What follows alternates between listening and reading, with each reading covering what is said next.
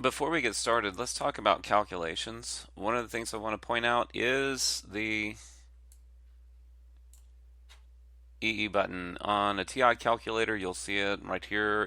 You would push second and this X -1 button, and you would see the EE function right there. What this means is you can put in a number like this. So this would be 6.67 times 10 to the -11th power. If you use this button, you'll really reduce your errors. If you are trying to use times 10 and then raise to the -11 power, you will start making errors just because you'll lose track of your parentheses. This simplifies it a lot. Also, I will show you this calculator. It's at eeweb.com, and it's the online scientific calculator. It looks like this. And if you notice, you can see that right there, you just type in E for times 10 to the whatever power. So here you can see that same one, 6.67 times 10 to the -11 power. A lot of these numbers in these calculations are large, and using scientific notation makes your life much easier. So let's jump in. First, we're going to talk about orbital forces. So the first force we need to think about is centripetal force, and centripetal force is equal to the mass times the velocity squared divided by the radius. And when we're talking about an orbit of like a satellite over the planet Earth, you have to include the radius of the Earth plus the height of the satellite, or the altitude of the satellite above the Earth. So let's look at these units. The units have to be exactly these. Force is going to be measured in newtons, mass is going to be measured in kilograms, velocity must be meters per second, radius has to be exactly meters. I will specify if you need to do a conversion. I think the only conversions I have are converting kilometers to meters, and hours to, or seconds to hours. Okay, so let's look at an example problem here. There's another formula here. This is the universal gravitational force formula. It is the work of Isaac Newton and Henry Cavendish as who fixed it. So Isaac Newton recognized that the force acting between two bodies or two objects, there is a gravitational attraction between them, and he figured out that it was proportional to the product of the masses divided by the distance between those two masses, or the radius. Okay, so from here to here, center to center. Keep that in mind. We're always going from center to center. So he found that that was proportional, but he couldn't get it to be equal, and that's where Henry Cavendish comes in. He determined this universal gravity constant to make this formula work, and this is the constant, 6.67 times 10 to the -11th, and this is the unit, and all this unit is doing is canceling the masses, the length, the mass, and the time, so that we end up with a force. So if you're typing it in your calculator, it should look like this. Okay, so let's look at the symbols and their meaning. Force, the big M means the mass of the central body, in this case the Earth. And the little m is the mass of the orbiting body, like this satellite or this little object here.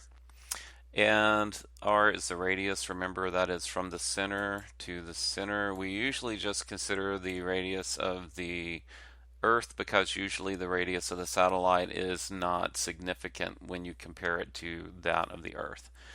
And then g is the universal gravity constant, or universal gravitation constant. Okay. Something I need to point out, and we'll get into this later, but this expression of force and this expression of force are the same if we're talking about orbiting bodies. So these are equivalent to one another. So the centripetal force and the force of gravity they're representing the same thing.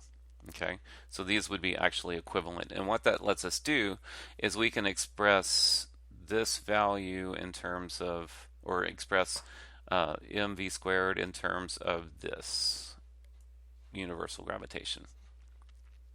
Okay, so let's look at a problem. We've got an airplane flying in a circle. We want to know the center pointing force. It's going to be pointing in this direction toward the middle. And our airplane is 500 kilograms. It's moving at 40 meters per second, and the radius of the circle is 80 meters. So they're doing a turn. Okay. So we have the mass, we have the velocity, and we have the radius. So we have the givens. We are looking for the force in newtons. That's our unknown. This is the equation we'll be using, so jot that down. This is what I would put in my calculator. The mass times the velocity squared divided by the radius of the circle, and that gives us 10,000. So we put right here as our answer 10,000 newtons. All right.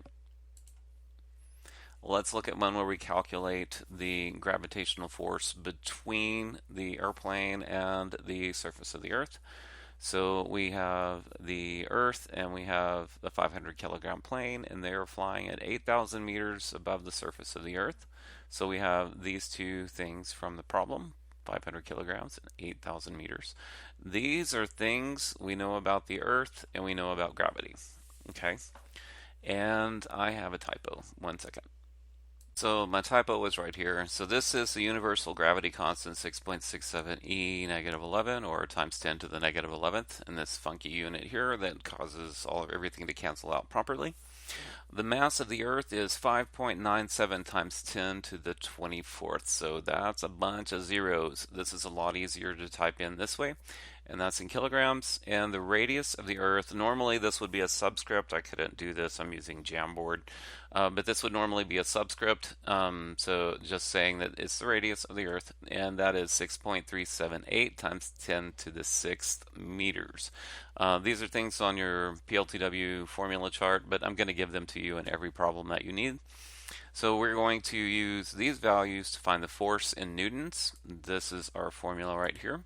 To plug this into the calculator, we open a parenthesis and put in the universal gravity constant times the mass of the Earth times the mass of the airplane, close the parenthesis, divided by, start a parenthesis, add the radius of the Earth and the altitude, close that parenthesis, and square that value. The most common error I see with this is forgetting to square this bottom number. So make sure you do that. And when you put that into your calculator, you get 4,882 newtons. Okay.